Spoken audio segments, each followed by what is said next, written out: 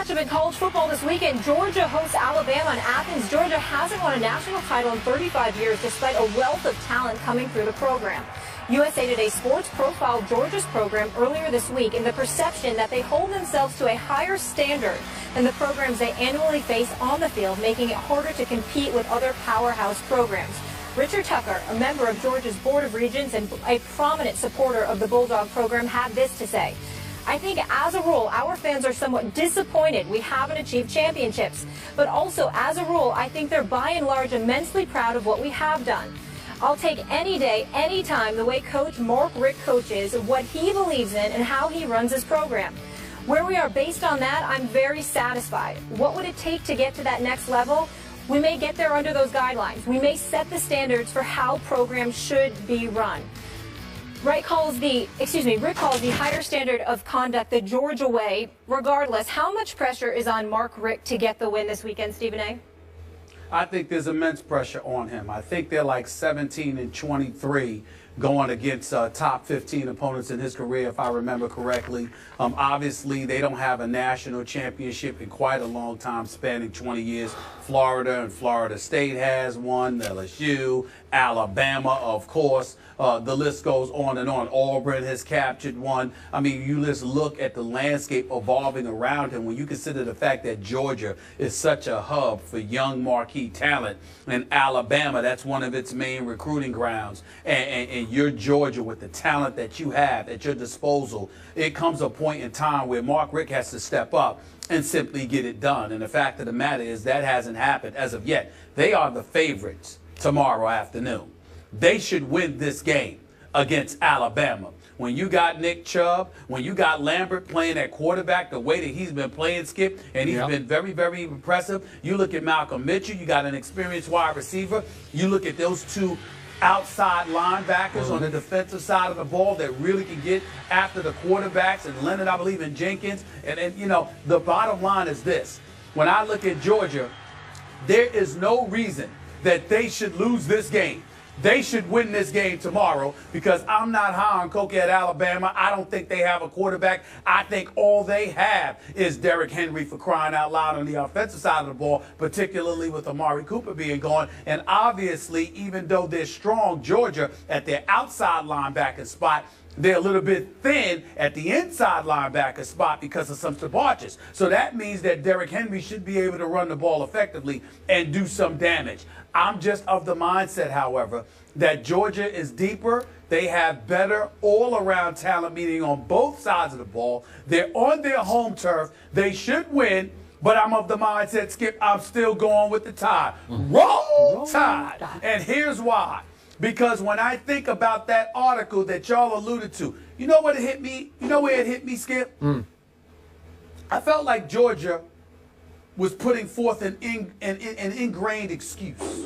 In other words, we don't have this level of success because we try to do things the right way. We're the upstanding ones. And we're the one that, you know, with their Georgia-sponsored rule where we're talking about how players, you know, thrown out of a school for, you know, domestic violence or sexual assault, something like that, you don't get to transfer to another school within the SEC, and how the Pac-12 is considering that. The problem that I have with that, Skip, is that it doesn't speak to innocence or guilt. What it speaks to is that if you're even associated with such an allegation, you get thrown out of your school, then nobody should be allowed to pick you up. And that's what Georgia is trying to do, and, you know, they're proud of that, and that's fine. But in the end, what it comes down to is this. You're trying to use that as an excuse for not getting the job done when you are in a hub and marquee talent is coming your way, and you still have the talent to deliver the goods, and you have not done so. They should win tomorrow night. They really should. If I had to bet my money, it would be on them. But something tells me Alabama is going to win this game, because Georgia, led by Mark Richt, who seems to be a very nice man, by the way, simply finds a way to get in their own way. They find a way not to win big games. I agree. Last night, I tried to make a case for Georgia. I actually went to sleep last night thinking I'm going to pick Georgia, and I'm with you. it boils down to Nick Saban versus Mark Richt. I think I got to go with Nick Saban in this kind of a game of this magnitude. I was shocked this morning to realize Mark Richt is in his 15th season at Georgia. 15 years. And he has averaged 3.4 losses per those 14 years he's been there. Really? That's incomprehensible to me that a school that is that kind of a pipeline of talent to the NFL, yep. Right now they're tied for 4th of most NFL players, would allow that man to last that long, and he's a really good man. Good man with good, strong character and really foundation. nice I get all that. And they did have a Nick Marshall. They dismissed him, and he went to Auburn, had a good career, obviously. Zach Mettenberger, they dismissed. He went to LSU. That Jonathan Taylor, they dismissed, and for a brief while, he was at Alabama. We get that. But in the end, it's about wins and losses. And the best, he had one loss year. All the way back in 2002, they wound up finishing 3rd in the nation that year. Then they finished 2nd in the nation in 2007, having lost to South Carolina and at Tennessee during that regular season. So this is a big deal for Mark Richt. I could see where he would really be on the hot seat if they lose this game. If they win it, then they would have a shot to go ahead and win out. Then they would probably, I'm just guessing, have to play Ole Miss in the SEC championship game, and then we would see what would happen. But I still like Alabama. I thought Nick Saban made the mistake at Ole Miss. Remember what he did? He started Cooper Bateman, the backup, over Jake Coker. What are you doing, Nick? This is the best defense you're going to face all year, and you're throwing some kid cold in there? Why would you do that? I couldn't. That was mind-blowing to me. I think Jake Coker is a pretty good college quarterback, and I think he'll be pretty good against Grayson Lambert tomorrow. And I think that Alabama defense will just shut down Chubb. And it's like a meat and potatoes sort of offense that is made to order for Alabama to have for lunch and dinner, actually.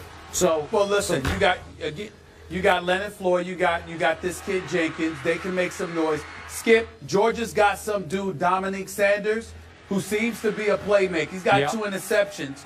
You know, he's got 2 interceptions already in return, both, combined for 121 yards. He seems to be a difference maker on the defensive side of the ball. We'll see what Georgia is capable of doing. But in the end, I think it comes down to Derrick Henry's ability to run the football on Georgia in the inside, okay? Yeah. Because you know those outside linebackers will get to Coker or Bateman. You just got to believe that will happen. Whether it's Leonard Floyd or Janoris Jenkins, you got to believe that one, or Jordan Jenkins, you got to believe that one of them are going to get to him. But on the inside, running between those tackles, I think Derrick Henry could do that. If he can run right, I don't think Nick Chubb, as great as he is going to be able to do that against Alabama's defense. Nope. I don't see that happening. So, again, to me, if you're going to beat Alabama, you've got to beat it with Lambert throwing the football, all right? And you've got to neutralize their running game in the process.